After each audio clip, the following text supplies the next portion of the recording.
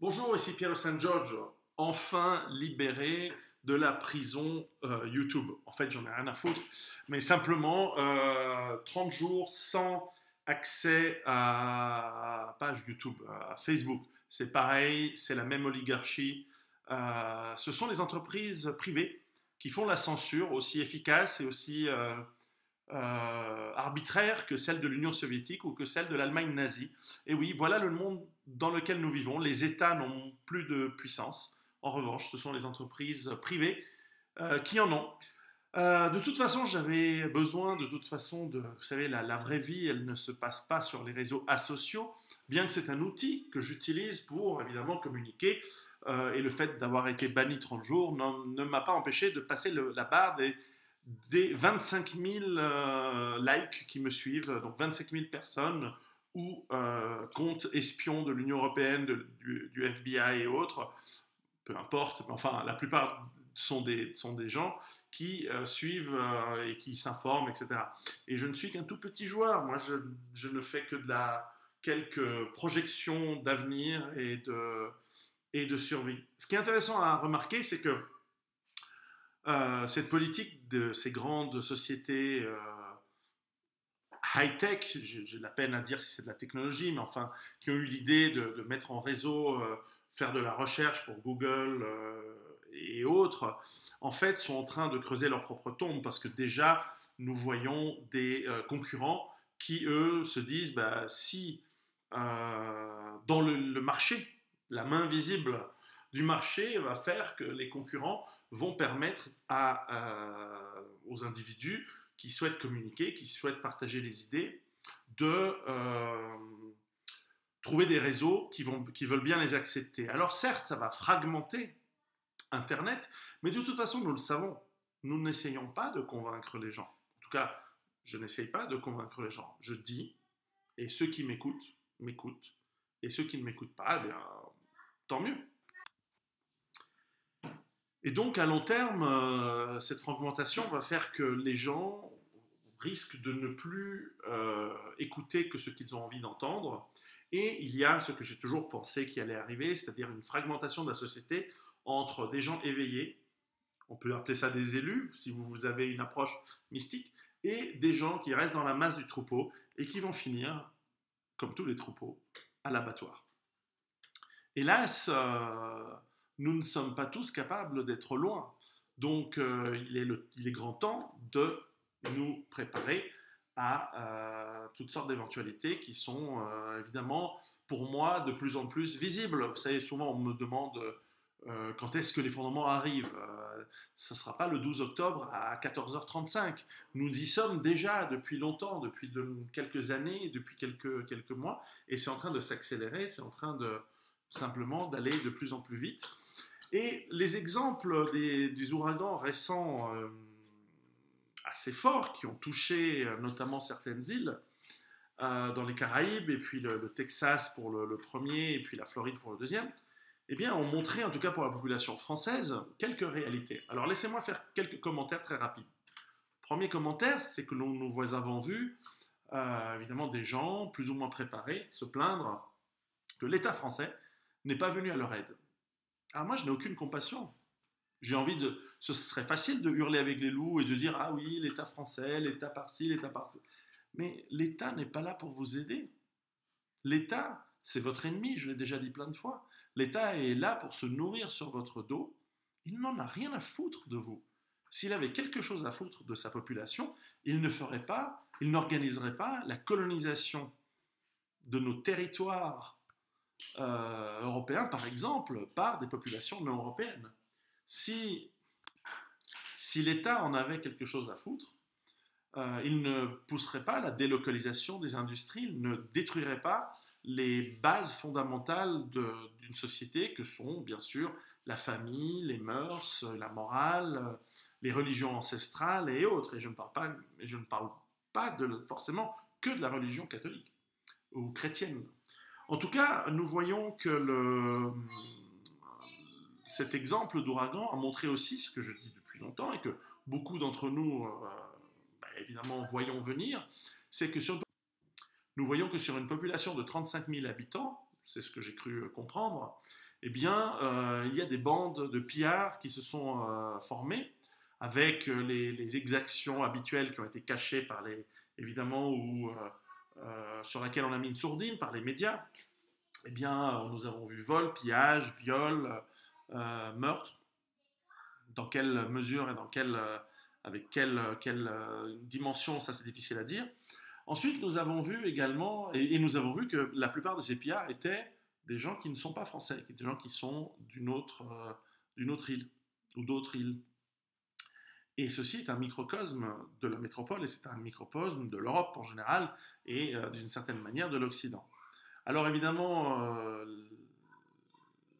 les gens se sont défendus, les gens ont protégé leur maison et on a vu des vidéos de gens dire voilà, moi j'ai dû piller parce que je n'avais rien chez moi, je n'avais pas assez d'eau et l'État ne m'a rien donné. Alors moi je n'ai aucune compassion, encore une fois. Tu as pillé, très bien, tu as fait ce que tu voulais, tu as fait ce que tu as eu à faire. Mais pourquoi tu n'avais pas d'eau, de couverture, de lampes, de nourriture? Les ouragans, on sait que ça arrive dans ces régions tous les ans. Donc, si tu ne fais rien, c'est ton problème. Et si en pillant la mauvaise personne, tu te prends un coup de douce dans la tronche, certes, tu le faisais pour donner de l'eau à ta fille ou tes enfants, etc., mais t'es mort. Donc, jouer aux zombies, à être impréparé, c'est pas une bonne idée. Parce que vous trouverez toujours quelqu'un de plus fort que vous. Alors peut-être que la première maison que vous allez piller, vous allez trouver de l'eau. Peut-être que le premier supermarché dans lequel vous allez trouver des biens de nécessité au cours d'une tempête qui est prévisible, eh bien, ça ira. Mais peut-être que le lendemain, vous allez tomber sur quelqu'un qui ne va pas se laisser faire, qui dit non, c'est eau, moi je l'ai acheté avant, j'ai préparé. Et celui qui vient, il aura affaire à moi. C'est comme ça. Alors ensuite, on a une autre... je suis chez moi. Par ailleurs, vous entendez sûrement des bruits. J'ai les gosses tout le temps en ce moment. C'est infernal, mais bon, c'est comme ça. J'ai des quantités, des piles de notes de boulot, des notes pour mes prochains bouquins à détailler, tout ce que j'ai lu, ça c'est des notes. Et il faut que je les remette et tout. J'ai pas une minute. Je commence à 4 h du matin pour bosser. Je suis fatigué. Mais enfin bon, c'est comme ça. Bref, donc si vous entendez bruit, c'est les gosses, mais on s'en fout. D'ailleurs, je commence à m'en foutre de plus en plus, tant des vidéos que de poster sur Facebook, etc. Autant écrire des livres, parce que j'ai encore plein de choses à vous passer, de manière structurée, de manière expliquée, comme j'ai fait dans mes anciens bouquins, qui sont de plus en plus traduits à travers le monde. Vous avez vu, NRBC est déjà sorti en roumain, il va sortir probablement en anglais, on va travailler sur la version italienne, La femme au bord de la crise va sortir en Italie dans quelques semaines. Donc c'est le succès, il y a une demande.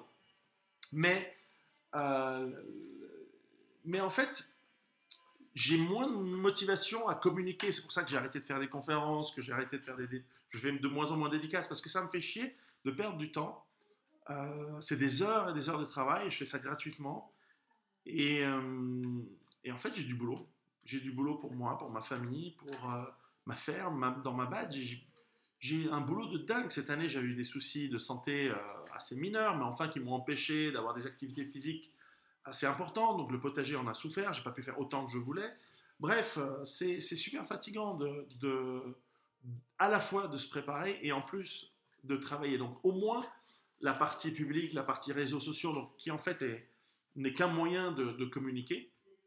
Et si en plus, on est banni simplement pour s'exprimer, la motivation baisse. Alors, deux choses.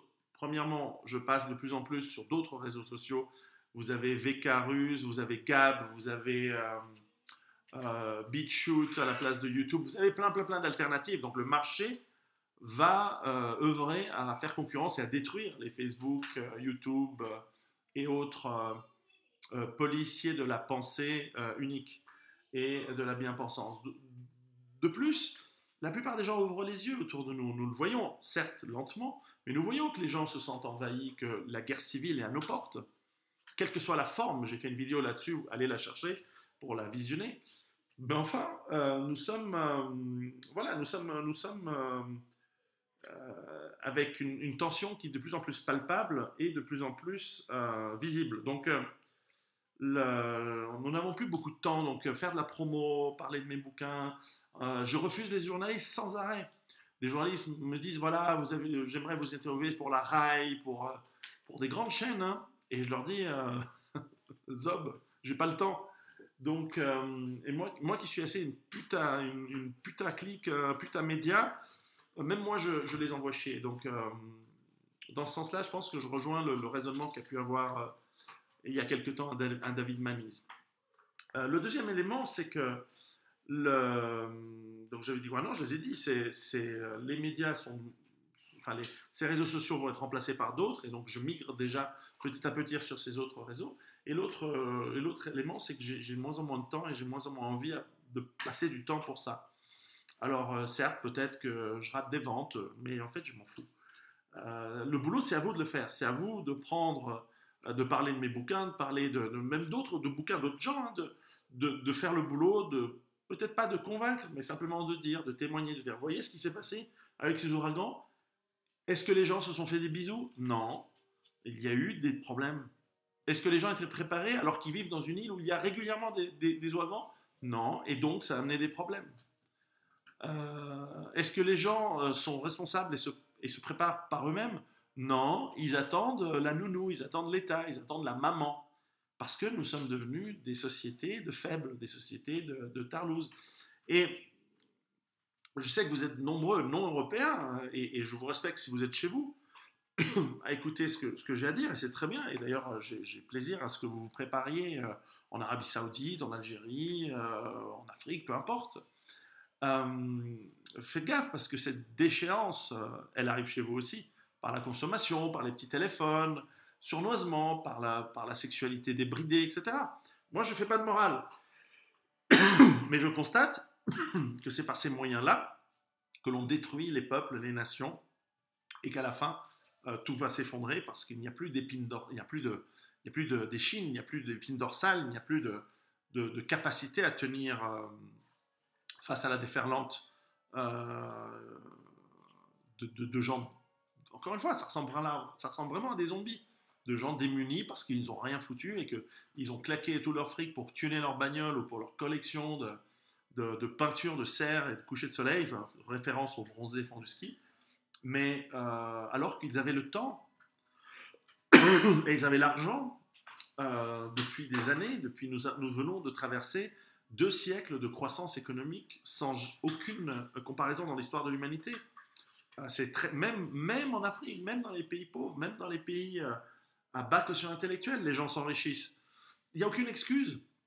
On a les moyens, c'est pas le 16e siècle ou le 17e siècle avec la guerre de 30 ans où vous n'avez rien. Vous avez de toute façon rien. Là, on a les moyens, on a les informations, on sait ce qui va se passer. Et d'ailleurs, c'est rigolo parce que je voyais que pendant ces ouragans, il y a des gens qui vendaient des bouteilles d'eau à 4, 5, 10 dollars la bouteille. Mais ils ont raison. S'ils ont pensé à faire des stocks avant et qu'ils trouvent des couillons qui n'ont pas d'eau et pas de bouteille, autant la vendre plus cher. Sinon, ça sert à quoi? Je veux dire, toutes ces idées de il faut aider son prochain, etc. Mais le prochain, il a rien fait pour moi. Et il fait rien pour moi. Moi, j'aide les gens qui font des choses pour moi. Donc vous voyez, je suis un peu dans un état d'esprit de fuck off en ce moment à tout le monde. Pas du tout à cause de Facebook qui m'a banni une 2e fois 30 jours. En fait, ça me fait une désintoxication de ces réseaux de merde qui sont pas intéressants. En revanche,